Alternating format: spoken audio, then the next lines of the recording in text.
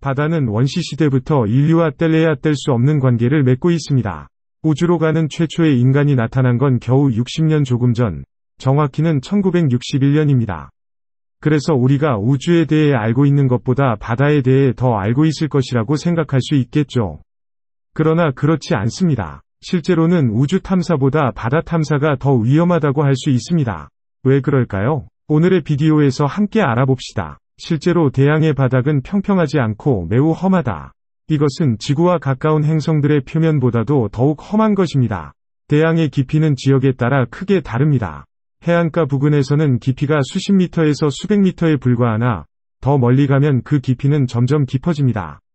몇몇 지역은 수천 미터까지 깊고 세계에서 가장 깊은 바다인 마리아나 해구는 약 11,000미터, 즉 11km까지도 깊다고 추정됩니다. 세계에서 가장 높은 산인 에베레스트를 대양 밑바닥에 놓으면 우리는 그 정상조차도 볼 수 없을 겁니다. 그렇다면 우리는 대양 탐사를 완전히 무시했을까요? 그렇지 않습니다. 수천 년 동안 인류는 바다에 대한 호기심을 가지고 있었습니다. 우리 조상들은 시대를 거쳐 최대한 깊게 다이빙하고 대양 밑의 신비를 발견하기 위해 노력했습니다.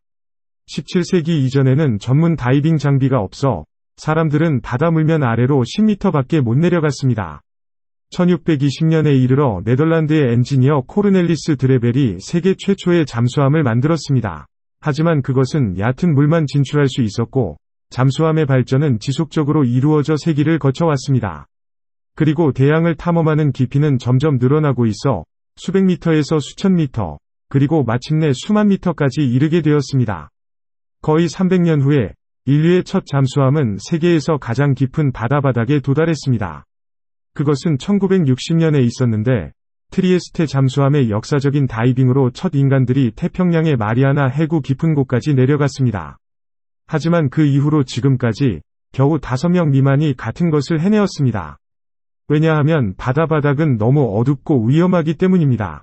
최근 수십 년 동안 소나 기술이 발전해 음파로 바다 바닥을 탐사할 수 있게 되었습니다.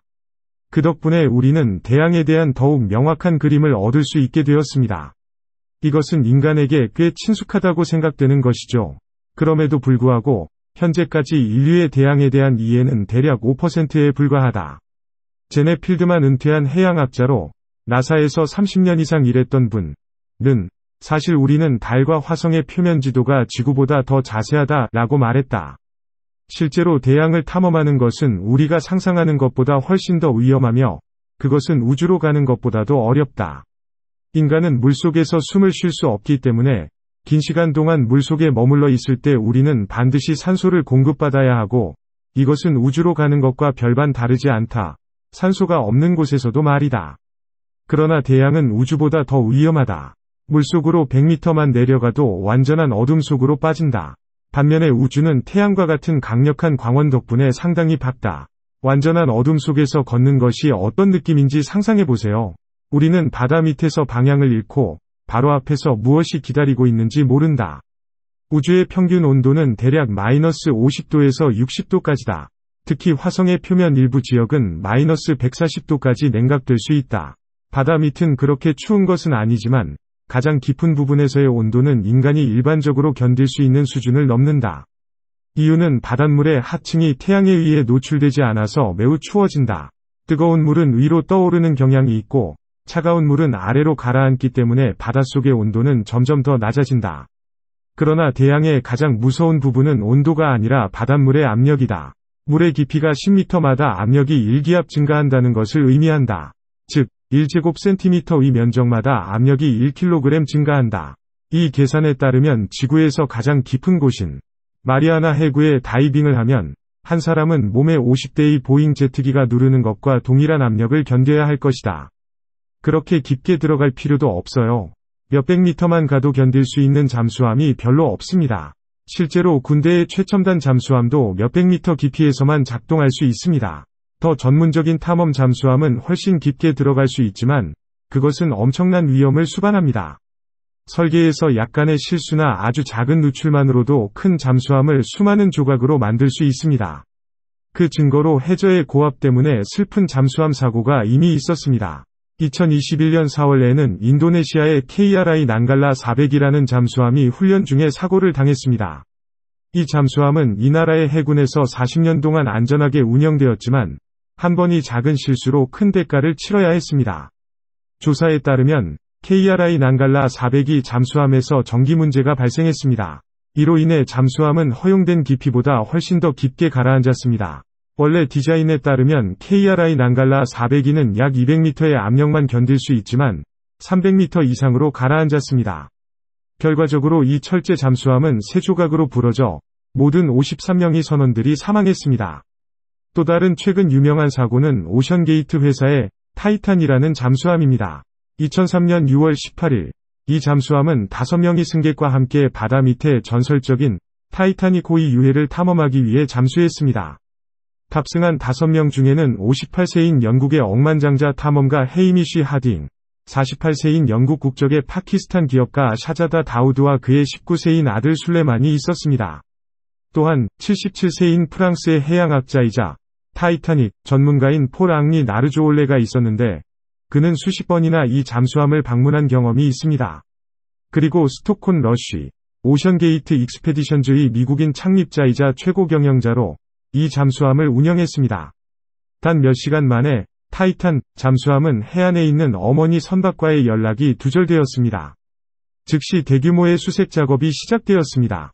6월 22일까지 구조되는 타이탄 잠수함의 몇몇 부서진 부품들을 찾았고 이 부품들이 왜곡되어 깨져 있어서 잠수함이 엄청난 수압을 견딜 수 없었다는 것을 증명했습니다.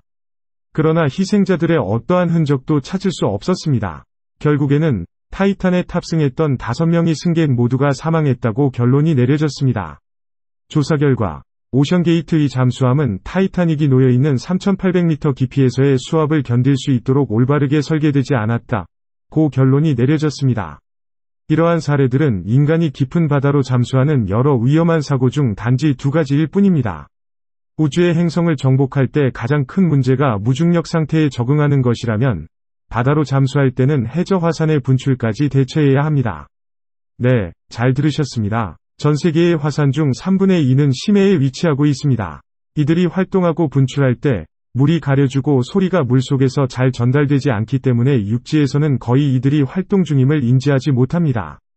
태평양 지역에서는 2개의 티톤판이 분리되는 지역에서 화산이 많이 있습니다.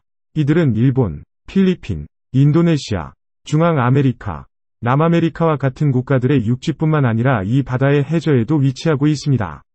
바다 밑에 있는 화산의 수는 수천에 이르며 이들이 분출할 때 용암은 물을 만나자마자 식어버리며 거의 물 표면까지 올라오지 못합니다. 그래서 해저 탐험은 화산과 같은 숨겨진 위험들이 있는 것입니다. 오늘날 음파로 지형을 탐사하는 소나라는 기술 덕분에 해저의 구조를 어느 정도 이해할 수 있게 되었습니다. 이것은 매우 정확한 현대적인 방법이지만 아직 널리 적용되지 않았습니다. 주요 이유는 해저에서 소나 장치를 운영하는 비용이 매우 높기 때문입니다. 단순히 기계를 작동시키는 연료비만 해도 하루에 4만 달러가 될 수 있습니다. 달에는 물이 없어서 탐사에 사용되는 파동이 쉽게 전달되는 반면 바다는 물이 가득해 여러 탐사 파동을 방해합니다. 해양지도 작성은 바다의 해류와 어디에서 해양생물이 나타나는지에 대한 이해를 도와줍니다. 이것은 지진, 해저 화산 분출과 같은 지진학적 위험에 대한 이해도를 높여줍니다. 이것은 기초과학이면서 인류에게 매우 중요한 범위입니다.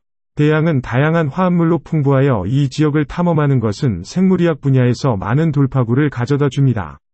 첫 해양기원 약물은 1969년에 승인되어 백혈병을 치료하기 위해 사용되었습니다. 전문가들은 이 약을 바다 거품에서 추출하고 생물활성 화합물에 대한 연구를 했습니다. 대양과 그곳에 사는 생물들은 항생제 내성과 같은 의학적 도전에 대한 답을 제공할 수 있습니다. 그러나 사람들의 해양 생물에 대한 이해는 여전히 제한적입니다. 이 행성의 생명은 무척 다양하고 11,000m 깊이의 마리아나 해구에도 아직 알려지지 않은 다양한 동물들이 존재합니다. 마리아나 해구의 챌린저 심해에 내려간 여행에서 과학자들은 화학적 퇴적물이 될 수 있는 바위 언덕, 거대한 양서류, 해삼 등 다양한 신기한 생물들을 발견했습니다. 하지만 지금까지 과학자들은 어두운 바다에서 몇몇의 해양 생물이 살고 있는지 알 수 없습니다. 왜냐하면 해저 탐험은 많은 위험을 수반하기 때문입니다. 온도가 매우 낮을 수도 있고 지진과 해저 화산 활동이 많은 지역에서는 해수 온도가 400도까지 올라갈 수 있습니다. 더구나 깊이가 깊어질수록 물의 압력이 엄청나게 늘어납니다. 현재 1000m 미만의 심해를 탐험하는 다이빙은 대부분 무인 잠수함을 사용하여 높은 압력을 견딜 수 있습니다.